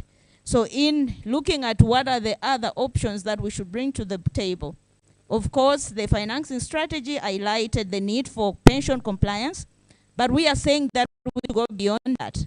We need to begin to look at, you know, not just pensions, but we need to look to develop a system that provides for contributory schemes across the life cycle, meeting the different needs. We are saying contributory schemes because in the long run, these contributory schemes are going to be self-sustaining, because it will be based on the contributions that is coming from the employer, the worker, and even the informal economy. We currently have a situation where we have an opportunity. I don't want to sound like we want to tax the informal economy, but we have an opportunity. You have half a minute to conclude. Okay, we have an opportunity to extend coverage to the informal economy, which will also add financing into our social protection system. Because if we leave the informal economy uncovered, actually, in the long run, what we are doing is that we are postponing the burden on our social protection or social assistance interventions. Yes, allow me just, moderator, one more, because Commissioner talked about the issue of coverage of injuries. I think we also need to look at other schemes that include compensation for injury. That is also another area of work that we are supporting government to develop, because we also have a gap there. We don't have a work injury system. The current system that we have is quite flawed. It has gaps because it is dependent on employer liability, which means that employers sometimes don't have the funding, and it still leaves a gap. Thank you. Thank you very much. You talked about social protection being a right. And from the remarks that the director, Mr. Kalimba, said in the morning, government is now preparing to do a legal framework on social protection. Whilst you're holding the mic, I want to hear from you, and from donor community perspective, but also from ILO, why does this really matter in the context of human rights? But also at the same time, from your perspectives, but also from understanding from the donors, how do you think the donors can support the legal development process? So maybe you can start, and then the section, the commissioner can also speak in terms of how does accountability look like when this framework is put in place. You share from a civil society perspective, and then we'll hear also from the director. So we can start with your Patience. Thank you so much, moderator. Quickly, before you cut me, from our perspective, a legal framework is an important, I don't want to say framework, but it's an important policy that is going to help us give guidance to the government and national partners in terms of what we want, the vision of our current social protection system. And because we are talking about a comprehensive system, we cannot talk about a comprehensive system without having a clear vision of what the components that we want to be included. We also need to have a system which the legal framework is going to provide us, to give us what are the principles that are underlying this particular promise that government has said they would want to give to the Malawian citizens, because of recognizing the responsibility that a government has in terms of providing and taking care of its citizens. And it's also going to help us in terms of providing a framework that would help us coordinate the sector. In addition to that, it will give enforcement to the application and operationalization of our current national social protection policy, which we all know now that it has given us a very good framework for starting implementing a comprehensive social protection system, because now it has included contributory and non-contributory social protection provisions in that particular policy. And really, as development partners or partners that have been supporting government to strengthen its current social protection We stand ready to provide the technical support to that process, which I think has already been highlighted, that there has been support coming through the German government, through the GIZ. There has been support coming from the ILO to the ministry, but also to the CSOs and the social partners. We are also available to provide guidance in terms of aligning to international standards. Because from the ILO perspective also, we are guided by international frameworks and standards, including how government can develop a comprehensive social protection flow, responding to the needs of the Malawi population, sorry, I was almost saying Zambia, the Malawi population, but also to align it to international perspectives and standards. Thank you. Thank you. Of course, Malawi and Zambia were one.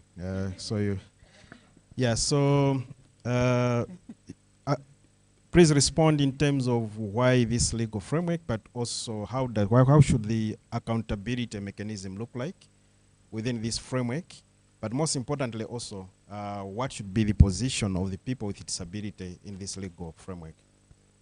Okay, thank you. So in our constitution, I think section 13, there's a provision on the mandate of government to ensure the welfare of its citizens, but that is not adequate. So as civil society, we've been advocating for having the Social Protection Act, which I'm happy also to learn from this meeting that it's progressing well, and we also have a representation there. Why that is important for me, I think, is to enhance the understanding and the actual implementation of making social protection a right as opposed to charity. And when it comes to persons with disabilities, oftentimes the treatment is that of charity. So we are happy that if we have a legal framework in place, it will enforce provision of social protection as a right. But also, if you look at the social protection initiatives that we have, there are some in courts that are often politicized. So if we talk about AIP, there have been a lot of discussions around changing how AIP is implemented or completely taking it out. But that comes with a lot of political resistance because it's political in nature. So having a legal framework maybe would help us to remove that politicization and maybe bring a lot of objectivity in terms of how we are providing social protection interventions. But also the issue of financing that we have been talking about. Possibly a legal framework will help us to have specific, maybe ring-fenced resources towards social protection. And in terms of accountability, I'm thinking citizens or beneficiaries who have a basis in terms of demanding the right to social protection. I strongly believe as a country we must not, and this is a situation we have found ourselves in, but we must not outsource protection of our most vulnerable, because that's how we are measured in terms of how we protect our citizens. So for the disability community, having a legal framework in place is a plus. One, it will help us to move out, take out the lens of charity when you look at persons with disability and look at them in a more empowering and a more inclusive manner, and making sure that they are also able to demand their rights using these legal frameworks. The only thing that I'm thinking as a setback, I was asking myself to say, like currently we have the Persons with Disabilities Act of 2024 that has specific provisions on adequate standards of living for persons with disabilities touching on social protection. But is there anything that has changed since we have that? So I'm hoping if we have this, maybe we'll begin to see the change, but we must also not forget to learn from what is happening currently, even with the legal frameworks that we have in place. Thank you. Thank you so much for that comprehensive response. She's saying they don't want to see social protection, especially for people with disabilities, to be seen as charity, but rather as an empowerment. Therefore, the rights approach is really indeed the right one in the context of the legal provisions. Before I hand over to the director to respond on the legal aspect, let me also open to the audience. We don't have much time, so if you have, I think I'll give chance to 3 people. If you have a question to the panel, please raise them now. As you are doing so, maybe let me ask the director also to prepare to tell us where we are on this legal development process for the social protection. If at all there is any roadmap in place. And again, how do you expect the network to participate into this process? So prepare for that aspect, and let me now open to the audience for 3 questions. Anyone who is ready? Yes. Let me also see if there's another one. Okay, here. I'm in trouble now. I think we have 4 questions. Most interestingly, they're ladies, so I think I'm defeated. So yeah, we'll start, and then you pass on to your neighbor. You ask the questions, and the panel is going to respond. Okay, thank you. I wanted to ask and to just comment also in relation to the presentation that was made. We've seen the different areas of financing that have been shared. In your perspective, also when we look at how other sectors are also looking at different avenues to increase funding for their sectors, how best can we position social protection in a way that we're able to get these funds? And looking at the different ideas that are in place, do we have a timeline as to when we can actually start to see it happening? Because I also see that I'm relating it to the monitoring concern that was also raised in the first session. We have a lot of, there's a narrative that's there with social protection. Either people don't use the money correctly or it's a charity case. How best can we really move the narrative to really channel it or to shift it towards it's an investment, and to also work with other sectors? So it's really seen as a big, how can I say it? As one big puzzle with interconnected parts, and not that social protection, that's nutrition, that's health. Because when you also go on the ground, you hear stories of how there are households that have really benefited from social protection, how their kids are now going to school, there's been an improvement in their nutrition. So I just wanted to... Yes, I just wanted to say, putting it together, how best can we position it in a way that we're telling the right story that then really puts social protection investment and not the narrative that has been there over the past years. Thanks. Thank you. Thank you for the intervention, and I hope the panel have taken note of that. You also have half a minute to ask. All right, thank you so much. My question, or maybe Ministry of Finance. So I just want to get from you how you are balancing this domestic revenue collection, how you are increasing that. I mean, because a lot of what you've said is that you are trying to broaden that domestic revenue collection. But when we look at our population, already you are putting a burden on the middle class, that group of people that is not benefiting from the social protection programs per se, but then they are contributing more to it because of this increased taxing. So what sort of measures are you putting in place to also balance that burden on that middle class or that group of the population that does not directly benefit? Or maybe we don't really see them the benefits per se, but then they are being forced to contribute to this social protection, to this domestic taxing.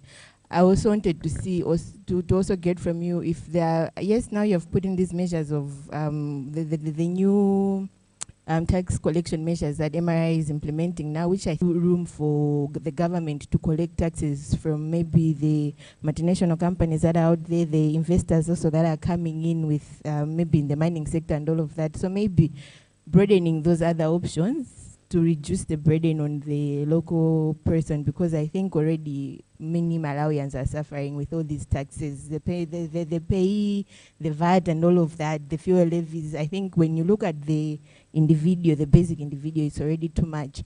The other question that I had was on be concluding. Yes, sorry. Please. On the funds that you mentioned from the climate financing that is coming from the other countries. Already we hear that some of the countries are not committed to develop. So how realistic is it for us to depend on those funds? And also how is these mechanisms like the loss and damage and whatnot translating to the local level? Are they managed by the central government, or there are mechanisms for them to be translated to the local level? Thank you. So the last two questions are from this end. Please stick to time, half a minute to ask, and then so that we give them time to respond. Thank you so much. I'll try. On the financing strategy, there was an issue of responding to funds for loss and damage. I understand there's an open window now, maybe closing this very June. And I understand Dodma was taking lead on that. So I just want to understand when with other government stakeholders that could be also eyeing the same, so that we are well collaborating. Thank you. You have tried very much. That's a good standard. Yeah, so. Yeah, thank you very much for this opportunity. I think mine is just a simple, it should be a question. I think from the previous presentation from the I think from finance, whereby you have stated about the monitoring and evaluation. So I just want to find ways, how can we, yeah, that's my question. Thank you, and you have also managed your time. Thanks so much for the question. So our panel, those are the questions that have been asked. Some are touching on the presentation made by the Minister of Finance. You may support the director if need be. And then again, issues of monitoring, they also have come out strongly. Monitoring and evaluation. So I'll ask the panel to pick on the questions that you feel you can ably respond. And as you are doing so, please also do your concluding remark in terms of the way forward. How should we move forward in terms of driving this dialogue, ensuring that we are holding the bull by its horns in terms of sustainable financing, but also putting in place the legal framework. So over to you, Director. Yeah, thank you. Yeah, quickly, just to mention that we will be launching the financing strategy on 19th this month, and that the pertinent issues have been raised. I think the fact that the other sectors are also looking at the same levels, that's true. We had a discussion with the Minister of Health, and there is indeed a need for us to harmonize our efforts to make sure that we are looking at the bigger picture, not just social protection. And that's very true. A issue of burdening the poor, that is also a huge consideration, to make sure that the areas we are taxing are not creating a burden, an additional burden, at least directly on the already poor. The thinking was that these should achieve a redistribution of income. It's just redistribution, so that the additional resources come from those that are better off to go to the poor. That's the essence of actually of social protection. It has to achieve a redistributive effect. On the loss and damages, just to point out that there's an effort. We're trying to do it very fast, and actually we're working with you, GIZ, on this initiative. We can benefit within the month of June. We are working on that one. Now, just also to conclude on my part, I think in terms of the legal framework, I will just to point out that we have stalled a bit, because the route that we have taken in terms of the process, we are using a special law commission. This was the advice that we got from the law commissioner. So this special law commission is nominated by the law commission and submitted to the Judicial Service Commission. And the Judicial Service Commission is the one that approves. So once it's approved, it means you have this commission in place and it starts the work. Now, the main challenge was that when we initiating this process, the Judicial Service Commission was not in place. And if I recall, it got in place about a month ago. So we're hoping that with the Judicial Service Commission in place, we are going to have a special law commission very soon. Now, while waiting for that, we didn't just stay. We created a technical team, also led by Malawi Law Commission, to start synthesizing the issues already. The idea was that once the commission is in place, it shouldn't start from the scratch. So we have been working on a technical report, drafting the provisions, consulting as well, so that when the commission is in place, they should have a very good starting point, and then we shorten the process. In terms of the timelines, I think the timelines now depend on when the special law commission will be in place, but we are looking at a period of not more than 5 months to conclude this process. Thank you. Thank you very much for that detailed response. Yeah, you can pass on. Yeah.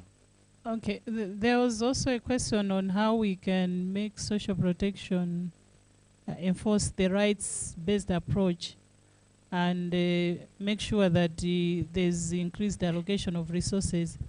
I just wanted to take us back to what the director mentioned, that we really need to bring out social protection as a priority area, which is not the case now.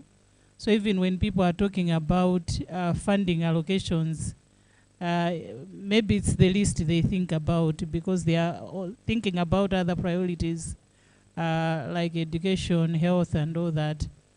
So how we can do that mainly is it takes, as civil society, it takes us back to the issue of evidence gathering. I think the comment from FINA in terms of strengthening our capacity to bring out evidence is very key. Because even in a forum like this one, as we are presenting, the most important thing is for us to show impact of social protection. Even as we are advocating for increased domestic financing, whether it is with parliamentarians or other stakeholders or duty bearers, they would really want to see impact. So until we are able to demonstrate that, then we can confidently ask for more. But if we keep talking about challenges, even us from the disability community, we can't continue talking about, no, we are not included, we are not included. There are others who are included. So can we get stories, impact stories, of those that have benefited, and use that to advocate for more or increased access to social protection interventions? We know that there are many that are outside, but even the few that are in, can we demonstrate that they are benefiting? Until we do that, I think it will be easier for us to advocate on so many things that are a challenge currently. Thank you. Thank you.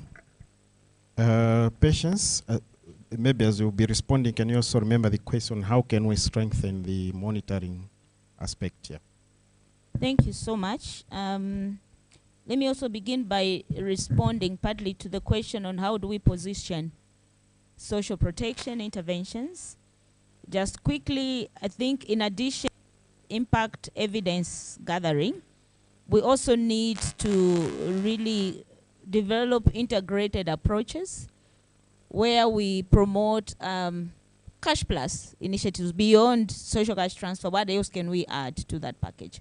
Because that's what really adds and brings in the game changer, which results in showing that this social protection intervention can really be impactful, and although it leads to promoting a graduation pathway that promotes resilience. And the other one, in terms of the monitoring, of course, part of it has been responded to, evidence building, to showcase the impact. But also, I want to take advantage of this forum and say this is where the participation of CSOs come in.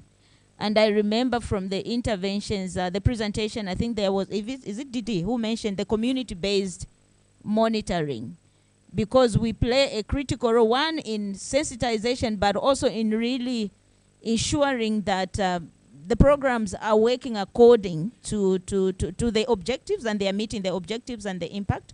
So the participation of the CSOs becomes very handy, and we are glad to see that there is recognition of partnership between CSOs and government.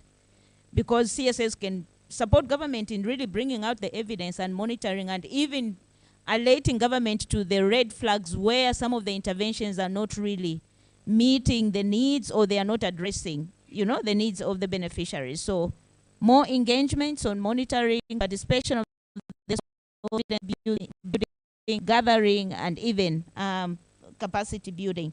My last message is that this is start of a good fora, a conversation. There are quite a number of issues that have come up from this conversation, and it will be good to see continuation of this dialogue and engagements, because then it's bringing all the different partners together on the same page, reflecting on the challenges, but also speaking to what else do we do to address these challenges. Because the provision of social protection cannot be done by one institution. It demands the integration of different partners. And we just want to say, in our current context, let's bear in mind that we are looking at a progressive approach. Thank you so much. Thank you so much, Patience, and thank you, the panel, for the comprehensive responses. I think they deserve really an appreciation from all of us. Apologies, you had to be rushed because of time, but you have really provided important input, and I hope the audience has also raised the issues that they wanted to raise. As Patience has said, let's continue. It shouldn't end here. The process of legal formulation is coming, and the civil society, we should be on our feet. The monitoring that she has talked about and participation of all of us. Most importantly, the vulnerable groups, children, women, people with disabilities, their voice has to be brought into the process. So thank you so much for this panel discussion, and also thanks for your time. Patience is raising a hand. Yes, moderator, just allow me one. We learned one slogan, which I would just want to invite the whole team to join. When I say poverty to one, we'll say poverty to all. When I say poverty to one, we'll say poverty to all. And then when I say solidarity, we say forever and ever. Forgive me, I'm coming from the... Poverty to all. Solidarity! Solidarity! Forever and ever. Solidarity for poverty reduction. Thank you. Thank you so much. And this marks the end of our panel discussion. You may resume your seats. Let me hand over to the overall Director of Ceremonies to conclude with the program.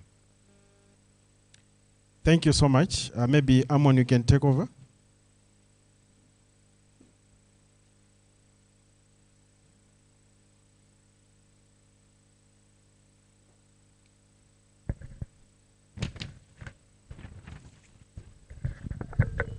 Right. So, reaching this far, we are already out of time. May I request the Didi Galimba to offer us the closing remarks. From there, we're going to have a closing prayer from maybe Skeda want to pray, or our lady here. Yeah, we need to pray. The one who opened needed to close. Yeah, so this will be very important. Over to you, Bwana Didi.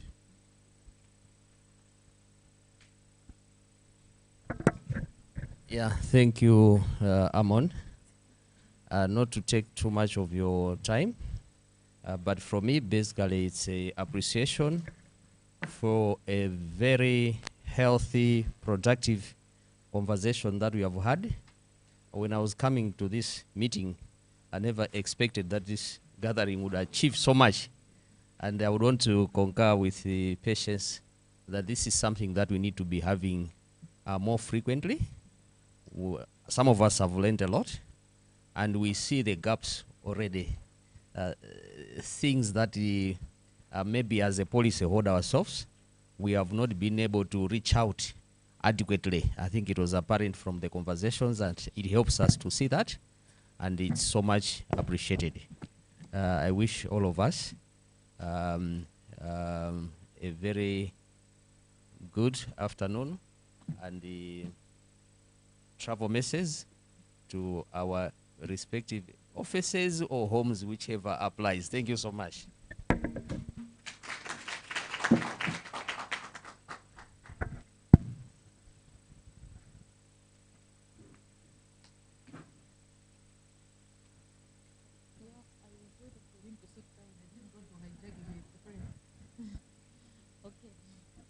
Let us pray. Our dear Heavenly Father, we are thankful that you've been with us throughout from the start. Lord, you've been with us and you've allowed us to hear and understand the presentations and everything that was discussed at this place. We are thankful for this, Lord, and now we are asking that you allow us to retain everything that has been discussed here.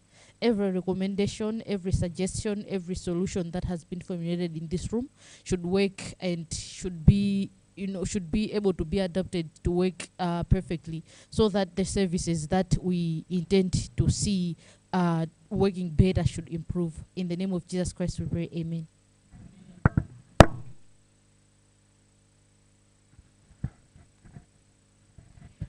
All right, thank you for the prayer.